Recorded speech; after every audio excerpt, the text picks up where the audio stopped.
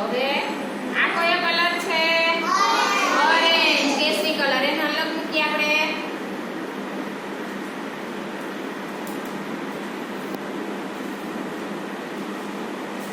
હવે આ કયો કલર છે? પીળો. તો પીળા કલરના મણકાને અલગ રાખીએ આપણે.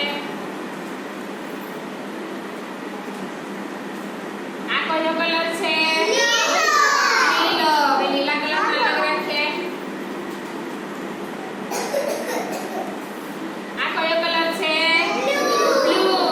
આ બ્લુ કલરના અલગ. એવી જ રીતે પેન્સિલને પણ કરવાનું છે. આ કેવા કલરની છે?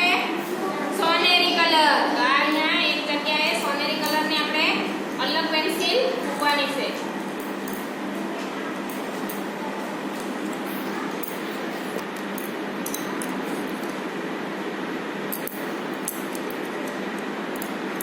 આ થઈ બધી સરખી પેન્સિલ. હવે આ કેવા કલરની છે? રખોડી કલર. એને પણ આપણે અલગ મૂકીએ. રખોડી કલર.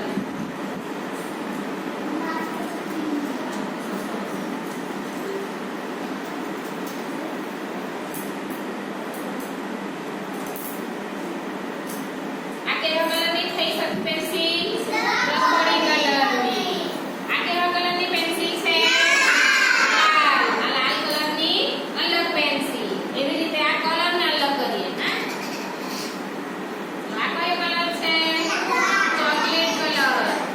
એને આપણે અલગ મૂકીએ ચોકલેટ કલરને. પછી આ કયો કલર છે? લાલ. લાલ કલરને અલગ રાખીએ. આ કયો કલર છે? આ કયો કલર? આ ઝાંખો ગુલાબી છે. કેવો છે? ઝાંખો ગુલાબી. આ કેવો કલર છે?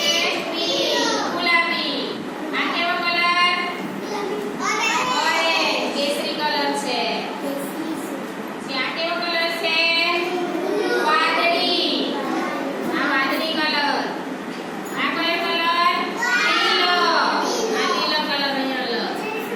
પછી અહીંયા છે આ પોપટી કલર. એને અલગ મૂકીએ. પછી અહીંયા છે આ જાંબુડિયો કલર. આ જાંબુડિયો કલર એક છે. આ લીલો છે તો લીલામાં મૂકી દે.